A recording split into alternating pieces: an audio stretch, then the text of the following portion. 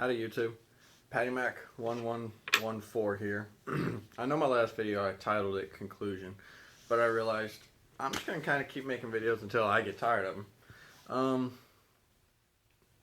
More and more people have done videos, and you can find articles more often out there for the Remington 783. So I guess it's me, I'm still going to talk about it, but it's just going to be my personal experiences with it and me growing as a shooter. So I went to the range today, and I had a conversation with my cousin before I went, and I was telling him, the kind of scope I had in the magnifications. I have a 4x12x40 Nikon Coyote Special with a BDC drop-down reticle. I'm sorry, it's a ballistic drop-down compensator or something like that. Anyways, and he was talking about, I told him I shoot, and I go to 12 magnification to shoot at 100 yards. And, he made a comment, oh, come on, you could do 4 magnification at 100 yards.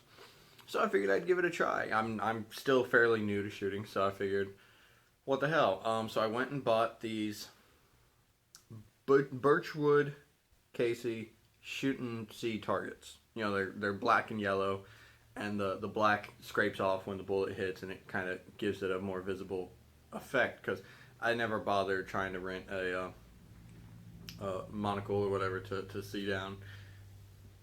And it's only I don't have a super scoped in or super zoomed in scope to be able to see that well just on paper targets. So I got these, and these helped a lot. I could really see where my bullets were landing, and give me a better chance at figuring out where to work at.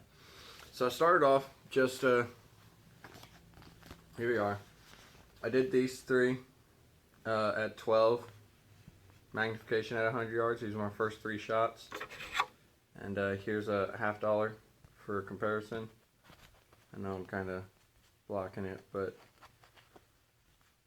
$50 for comparison. So that's at 12 zoom, and then we come up to this top right, and that's 8 zoom, and 8 magnification. And I think kind of going from 12 to 8 kind of threw me off for a little bit. That's still, to me, not bad.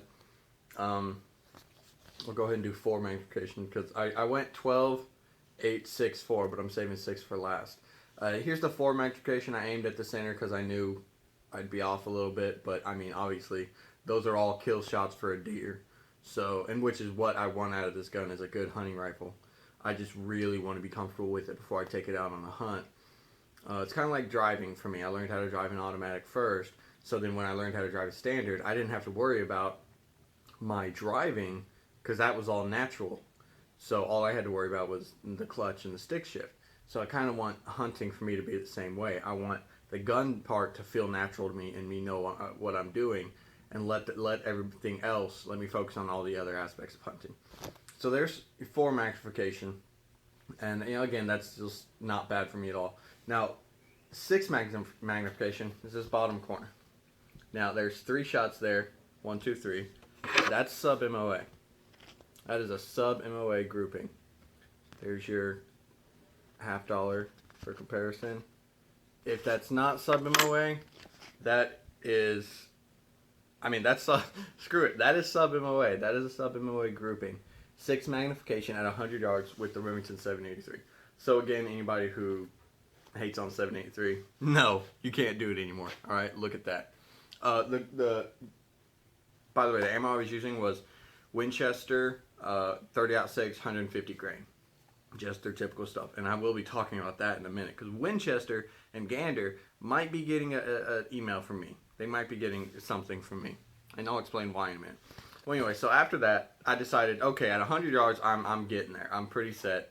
So I was like, let's have some fun. Let's shoot at the 200-yard range. I don't often get to do it, because where I go, we have a 100-yard range, and then the last seat on the far right is one target for the 200-yard range. So really, one person at a time could shoot it, and there's almost always somebody else there. I was there by myself today because it was slightly drizzling, and it was foggy, but not where I was shooting. It was just in the clouds. It was very moist. Anyway, so here I am at 200 yards. Now let me try to remember this correctly. I know I went low first, and I tried to compensate, and I went high. Tried to come down a little bit, went high again, and then I went low to the right, to the left, and that was my last shot. So I was getting closer and closer to center. And this is all, the reason I went out to 200 yards was because of the scope I have. I'm going to try and actually hold it up and see if you can't see down the scope a bit. And I don't know if you can see it or not. I've got the BDC drop down reticle. So it's got the big circle followed lowered by 2 other circles, and they're supposed to be the markers for 100, 200, 300 yards. But you can look up the actual scale for the bullet you have on Nikon's Spot On website. Okay, so those are the targets. Love it, have nothing. Yeah, great day at the range. 4 problems wrong with the Winchester, or should I say 4 rounds in one box of 20, 4 rounds that I have a problem with. Okay. Now, first one, I'm just glad I pay attention. I've always been taught, you look at your ammo, every single one before you put them in. Okay, let me see if I can set these here. Notice something wrong? Winchester, Springfield, or 30-06 Springfield. Okay. Winchester, 270 Win. That was in my box of 30-06s.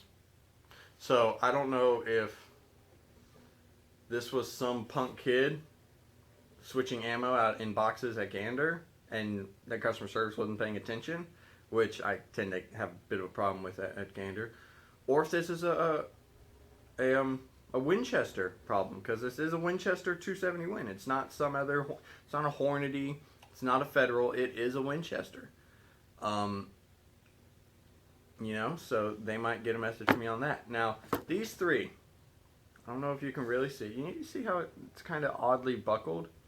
I'm going to show you. I'm going to do something, they always say never to do. I'm going to put a live round into my magazine. The safety is on. Okay? But, let me show you.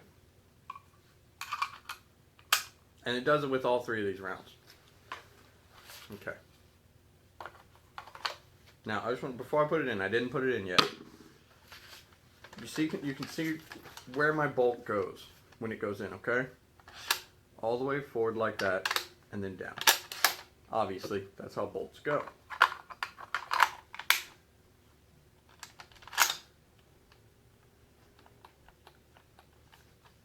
It won't let me take it that last little bit forward, okay?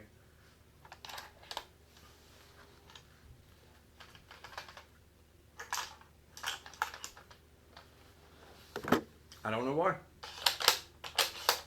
There, just for anybody.